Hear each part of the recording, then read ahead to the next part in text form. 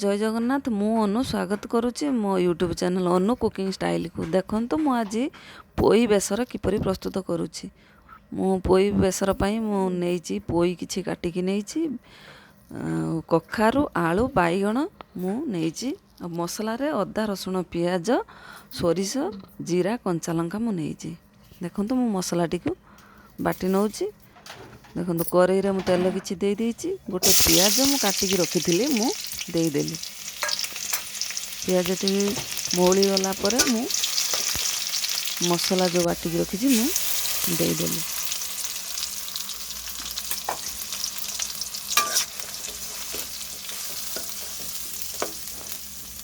देखो मसला टी से भल भाव मु पियाज मसला तेल भल भाव मिसाई देली। तापर मु एथिरे लंका पाउडर जीरा पाउडर हलदी पाउडर मु धनिया पाउडर मु दे दउची। देखो भल भाव मसला सहित मु मिसाई दउची। जेहेतु एथिरे सोरिष दिया जाइछि मु बेसी समय एको कषिबी नहीं। अल्प समय कषिला पर मु एथिरे परिबा सब दे देबी। देखो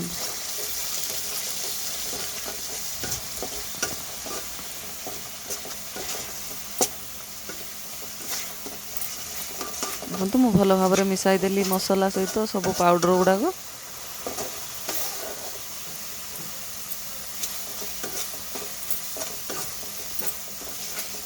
देखो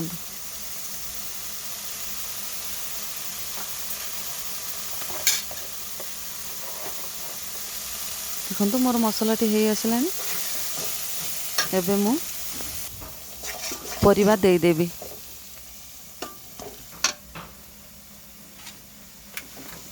तो मु एबे कखारू टी दउची कखारू आलू बाइगण मु दे दउची।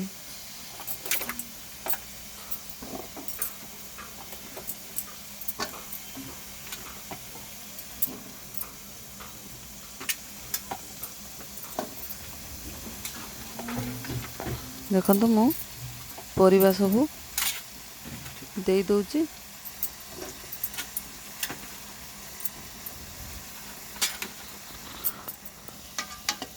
परिबा मसला भल भाव मु मिसाई दउची। तापर किछि भल भाव मिसी गला पर मु पोईटी को देबी।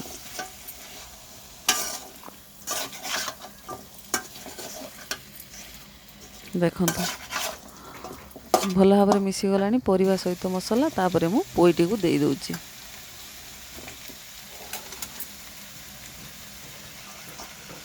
आपण माने भी एई भली प्रस्तुत करंतु बहुत टेस्ट लगे खाइबा पाई।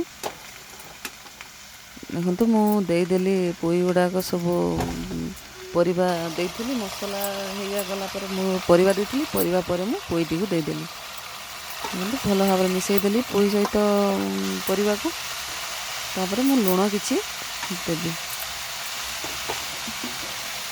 स्वाद अनुसार मु लुण दउची।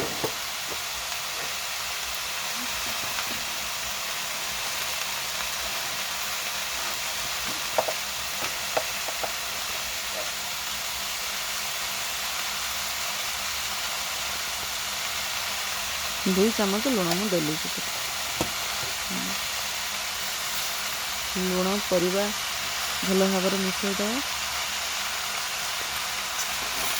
परिबा सहित लुण भल भाव जदि न मिसिबो ताले गोटे जगार अलुणा लगे गोटे जगार लुणी लगे। से मु भल भाव मिसाई दूची सहित मसला परिबा सब।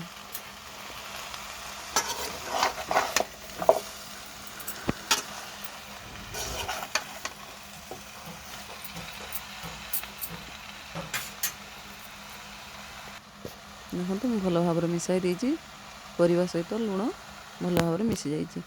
एबे घोड़ाई 10-15 मिनिट आम छाड़ीदबा पूरा स्लो आंचरे मु 10-15 मिनिट छाड़ी दउची। देखो हे आसलानी मोर पोई बेसरटी।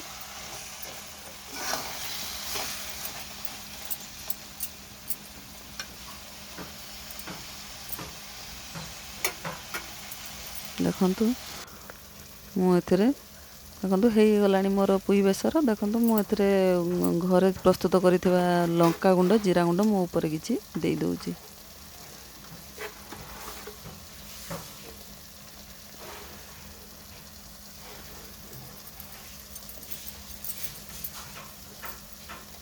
ଗରମ ମସଲା ଗୁଣ୍ଡ ବି ମୁଁ କିଛି ଦେଇଦେଲି। ତାପରେ ଦେଖନ୍ତୁ ଏଠି ମୁଁ ଡାଲି ଛୁଙ୍କ ଦେବା ପାଇଁ ପ୍ରସ୍ତୁତ କରୁଛି। ଆଜି କଳମ ଶାଗ ମୁଁ କିଛି ନେଇଛି, ଧୋଇକି ରଖିଛି ମୁଁ ଭାଜିବା ପାଇଁ। କାଟି ନେଉଛି କଳମ ଶାଗ ସବୁ। ତାପରେ କରେଇ ବସେଇ ଦେଉଛି। କରେଇରେ ତେଲ ମୁଁ କିଛି ଦେଇଛି। ଦେଖନ୍ତୁ ମୁଁ ଏଥିରେ ତେଲ ଗରମ ହେଇ ଆସିଲାଣି। ମୁଁ ଜିରା କିଛି ଦେଉଛି, ଶୁଖିଲା ଲଙ୍କା, କଞ୍ଚା ଲଙ୍କା ଦୁଇଟା ମୁଁ ଦେଇଦେଲି।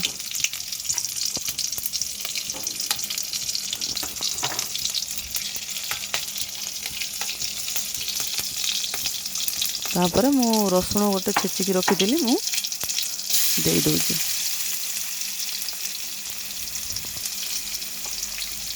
କିନ୍ତୁ କଳମ ଶାଗ ଯେତେବେଳେ ଭାଜିବା ବହୁତ ଜଲ୍ଦି ହେଇଯିବ, ମୁଁ ଏବେ କଳମ ଶାଗ ଟିକେ ଦେଇ ଦେଉଛି।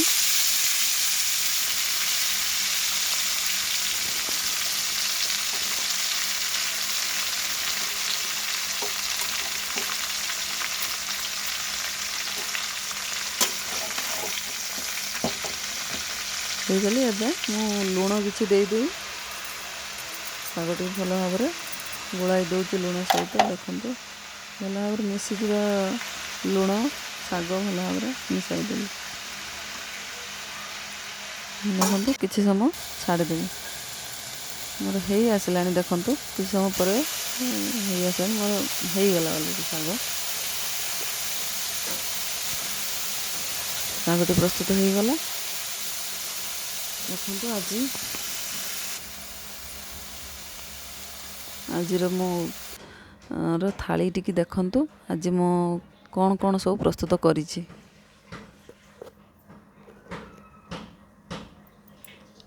ଏଟା ରାଇତା, ପୋଇ ବେସର,